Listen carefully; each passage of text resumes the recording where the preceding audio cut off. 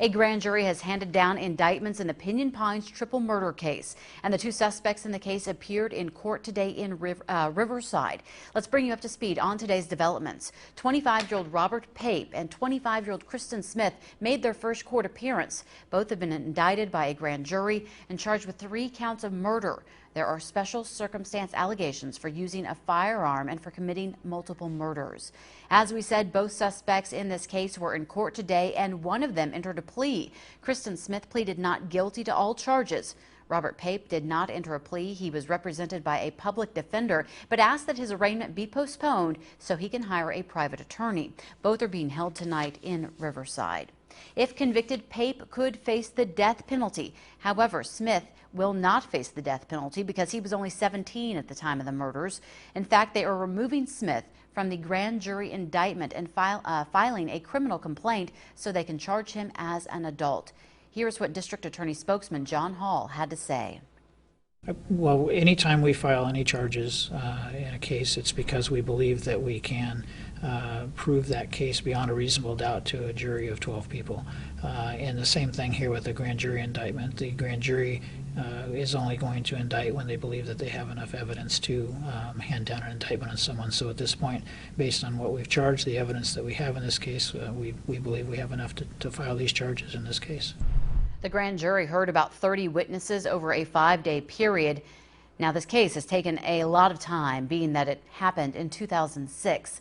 The DA's office first received the case for review from the Sheriff's Department in April of 2013. At that time, it was decided that the case needed further investigation.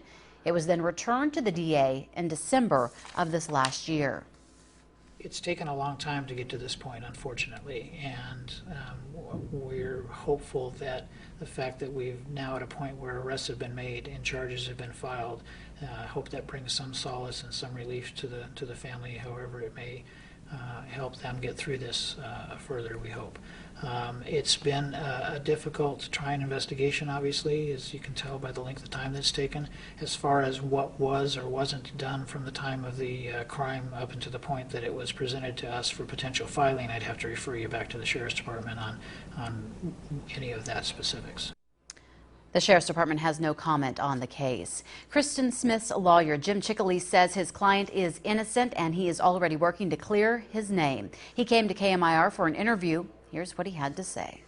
Very surprised. I mean, he understood the process and he understood the possibilities with the indictment, but understanding the facts as I know them, and I've been involved with the case for 7 years now, it was surprising that they even indicted him in the first instance.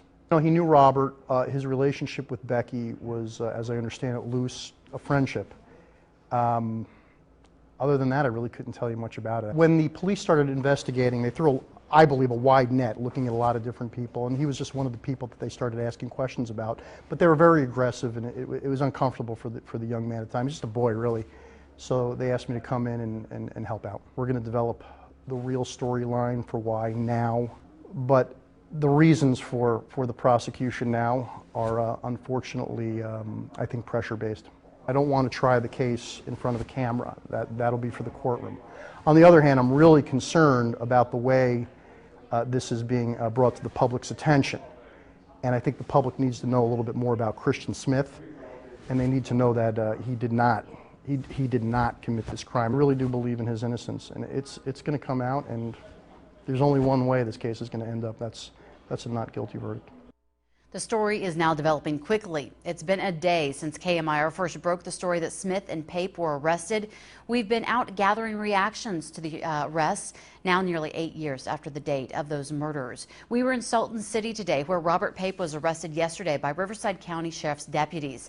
Several residents in the area we spoke with said they were shocked to find out that a suspect in a triple murder case was arrested in their neighborhood. Pape worked at DCS Air Conditioning in Thousand Palms, according to an investigator. We reached out to the company several times today, but they had no comment. At this time, it's unclear if Pape was on a service call in the neighborhood when he was arrested. One of the neighbors said he witnessed the sheriff's activity yesterday. I was out washing my car, and down the street there was a sheriff with 3 other vehicles parked over there. So there was a little bit of commotion going on. That was about it. It lasted probably about 45 minutes. The other suspect in the Pinyon Pines murders, Kristen Smith, was arrested at Palm Springs International Airport yesterday afternoon.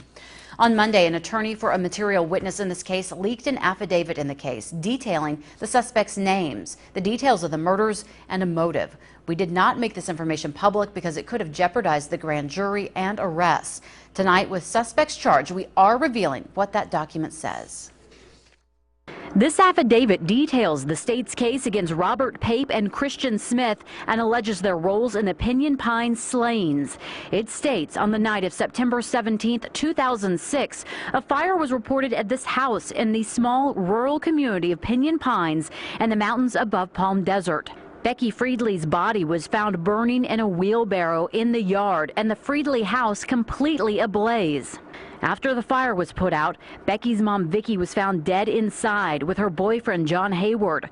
Vicky died from a gunshot wound to the head, possibly from a Glock handgun. John was shot in the chest with a 12-gauge shotgun. This document also alleges Becky's best friend, Javier Garcia, called her on that night at 6:40. She told him Robert and Christian were coming over because they were going hiking between 6:30 and 7. It also states in an interview with detectives, Pape said he had dated Becky for 15 months but claimed they broke up in January 2006 because she cheated on him. He claimed they had only sporadic contact since then. The day after the murders, this document states Javier Garcia spoke to Pape, who said he and Christian decided not to go hiking with Becky the night of the murders. Pape allegedly told investigators he and Christian were alone the entire night. But cell phone activity places Robert and Christian in the proximity of the Friedli home before and after the crimes. At the scene of the crime, near where Becky's body was found, was a business card that had Christian Smith's DNA. The chance that such a DNA match could happen at random is 1 in 320,000. Their phones were both turned off from 7 p.m. till 11 p.m. A, quote, unprecedented anomaly in their cellular activity records. A year later, on October 2, 2007, a search of Pape's house found a 12-gauge shotgun and a holster for a Glock handgun. A search of Smith's house found 2 12-gauge shotguns. We are still investigating how that attorney, Eduardo Roy, this man who represents Javier Garcia Jr., got a hold of that document. The DA's office tells us they did not give Roy the affidavit, and it is not their practice to provide legal documents in an ongoing criminal investigation to criminal defense attorneys. This man here is Garcia's father, a senior investigator in the DA's office, and his mom, Bonnie Garcia, is running for state senate. The murder of Vicky Friedli, her boyfriend John Hayward, and Friedli's 18-year-old daughter Becky have affected the lives of many people.